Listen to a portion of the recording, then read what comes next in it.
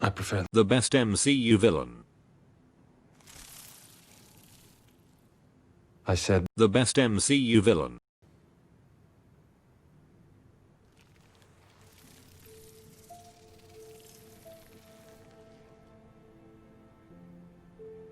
perfection. When looking back at the MCU, Marvel have had their fair share of villains, ranging from amazing to absolutely awful. And after looking at the first 3 movies in the MCU, links in the description, it seemed Marvel were finding it very hard to create an engaging bad guy. Instead, each one would be a carbon copy of the hero, with little to no personality, and no intelligence behind their evil plans. And so it seemed Marvel were in a little bit of trouble. That is, until Marvel released Thor, and they finally showed us the MCU's first brilliant villain, Loki. Now, when looking back at the first Thor movie, that's probably one of the main things people remember, as well as Chris Hemsworth's dyed eyebrows. But have we forgotten things about this film that were as good as the villain? Or was the rest of it as bad as the brows? To answer those questions, we have to take a trip back to a much simpler time, 2011.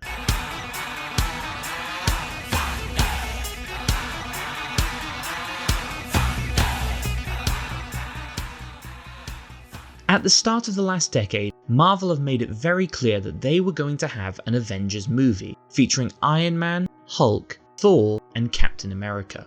But before that, they first needed to introduce them to new audiences with their own origin movies. With the Iron Man franchise being a hit and a miss, and the Incredible Hulk not even coming close, Marvel needed to have a more unique story to stand out, as well as expand the universe they were trying to create. And Kevin Feige believed that that expansion would work in this Thor movie.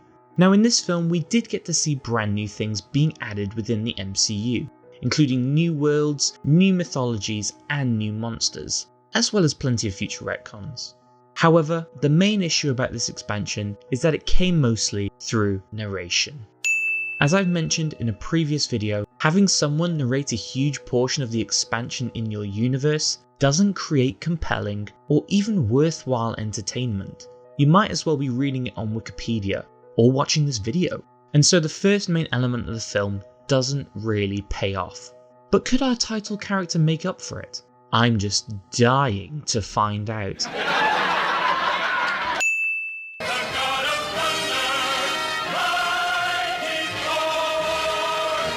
First of all, I'd like to apologise for that joke. I've made a severe and continuous lapse in my judgment. But second of all, what were they thinking when they made this abomination? It looks so bad.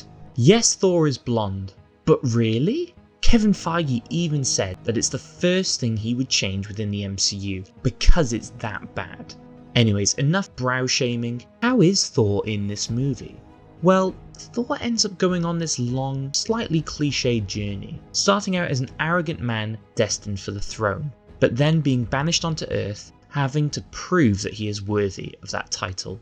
With this being Thor's origin story, it's fair enough to go down this safe route for his character, allowing him to have personal growth within the first film. However, this cliche journey does make him seem very two-dimensional as a character, with pretty much the whole audience knowing what's going to happen at the end.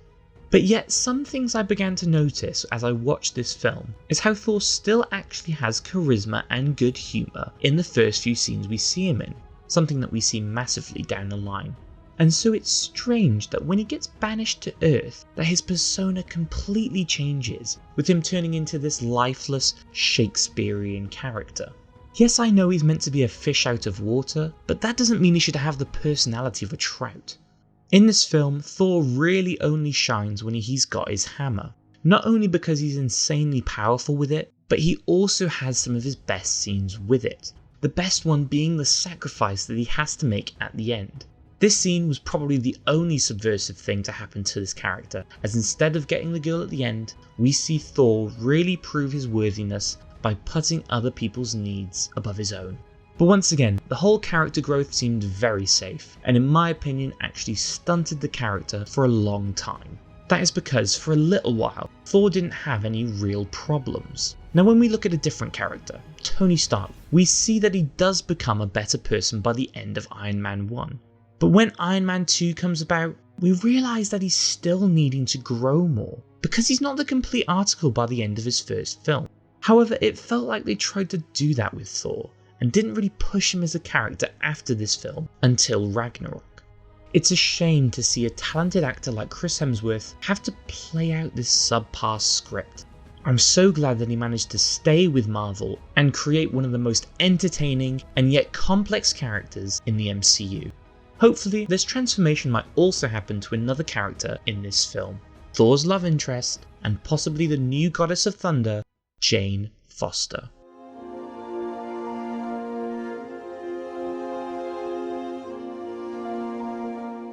As with most MCU films, our main hero has a love interest which is key to their superhero persona.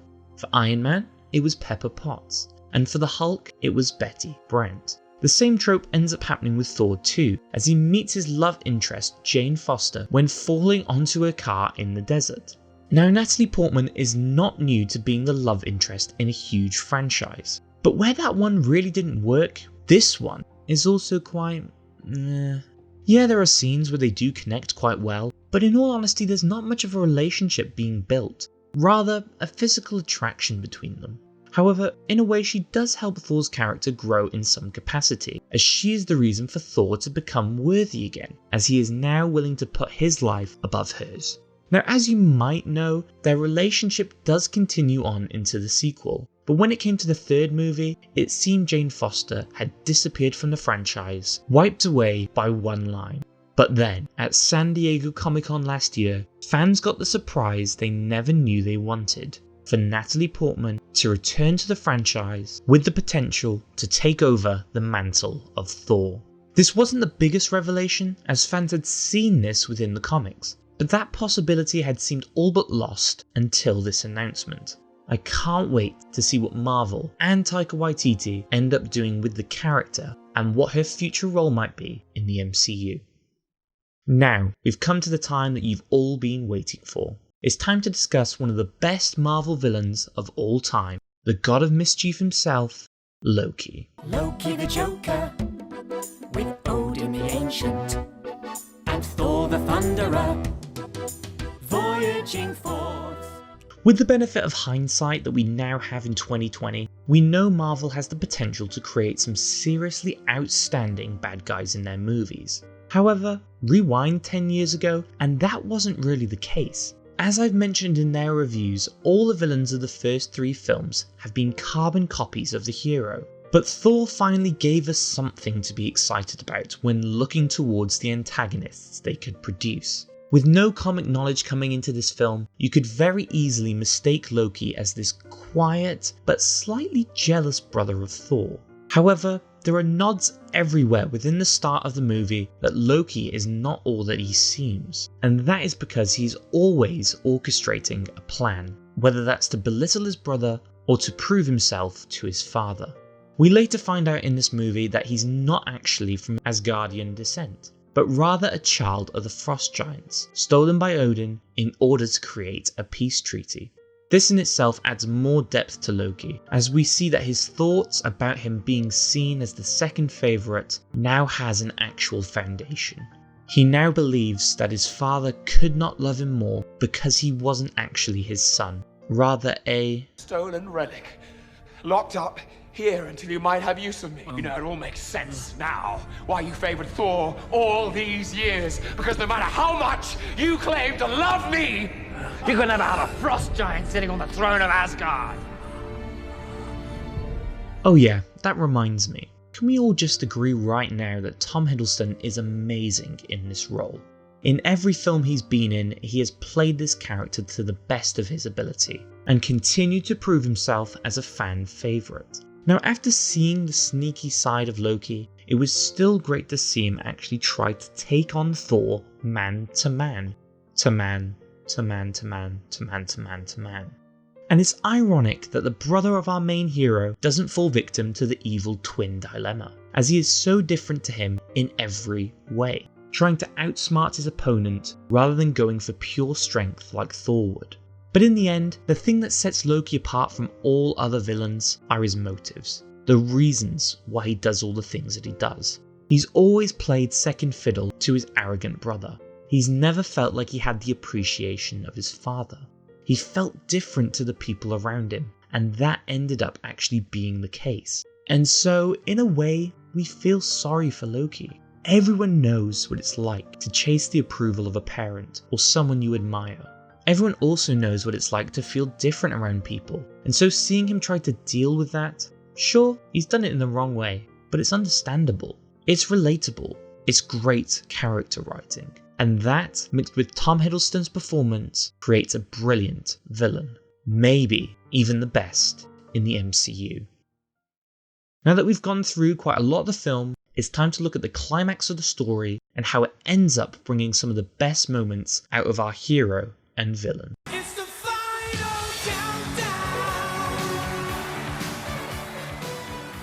When coming into the final act of this movie, Loki is in charge of Asgard and has allowed the Frost Giants to come and attack their realm. This in turn makes Thor's friends go down to Earth to bring Thor back. In a way though, there was no possible way for Thor to become mighty again, and so no way to go back to Asgard. That is until Loki decides to send a destroyer down to Earth to end Thor once and for all.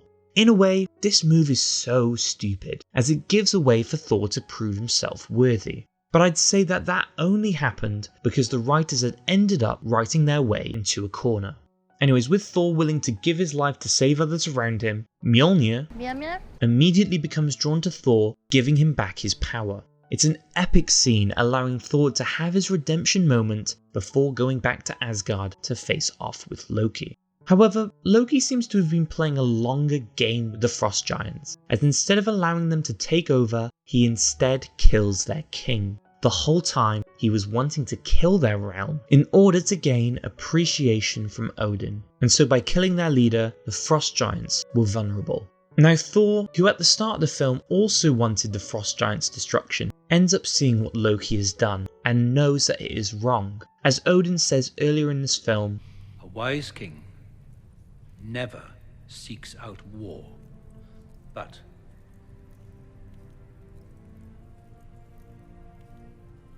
he must always be ready for it." And Thor realised this down on Earth, which is why he ends up putting a stop to Loki's attack. This in turn leads to a fight between Thor and Loki, where we see Loki's tricks are no match for Thor's strength and hammer. Even though Thor has bested Loki, he finds there is no way to stop the destruction his brother has caused, except for making the ultimate sacrifice, breaking the Rainbow Bridge connected to the Bifrost. In most films we'd see the hero victorious with his love by his side, so it is a true testament to the themes of the movie that we see Thor sacrifice his ability to see Jane in order to save the Frost Giants. It's a great subversive moment.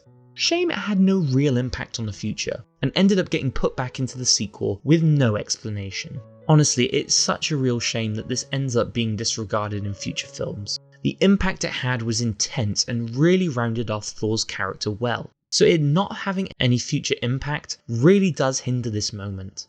Anyways, after Thor breaks the bridge, we see Odin save his two sons from falling into space. Loki shouts out to his father in this moment.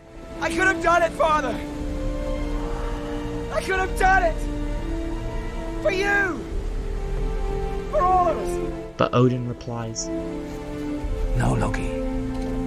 This disapproving line ends up finishing Loki's arc for this movie, as he has shown that without Odin's approval, he is not willing to be saved. Instead, he would rather fall to his supposed death. We are led to believe that this is the final act of Loki, but as we all know, that wasn't to be the case. And for the fans willing to wait till after the credits, they would have been rewarded with a scene revealing that Loki was still alive, teasing him as the villain for a future Marvel movie. So how would I rate this film? When looking back to 2011, the MCU didn't really feel like much of a universe just yet, as it had all been set on Earth. And so this film does great at actually expanding this franchise and making it feel much bigger. Yes, most of it is thanks to narration, but it still is important to the foundation of the MCU and might not be the same without it. It also gave us some standout characters in the forms of Thor and Loki. Thor needed a movie or two to really start to shine, but this film made way for Loki to make his mark as one of the best villains in the MCU, and so when looking at these elements, this film is good. There are definitely way too many Dutch angles, but the score and CGI make up for it in the filmmaking department. So overall, for giving us standout characters and being able to add and expand on the franchise as a whole, I want to give this film a respectable 7 out of 10. Thank you so much for watching this video. I really hope you enjoyed listening to my thoughts on this film. If you did enjoy, it would be great if you hit that like button down below. And if you want to see more videos on the MCU, then subscribe to the channel as new Marvel reviews are coming soon. But if you can't wait just yet, then you can check out my previous reviews right here. Anyways, looking on to my next video, we're going to be taking a short break from the MCU and instead looking at a different bunch of superheroes. Hopefully, I'll see you then. Have an amazing day and I'll catch you all in the next video. Bye!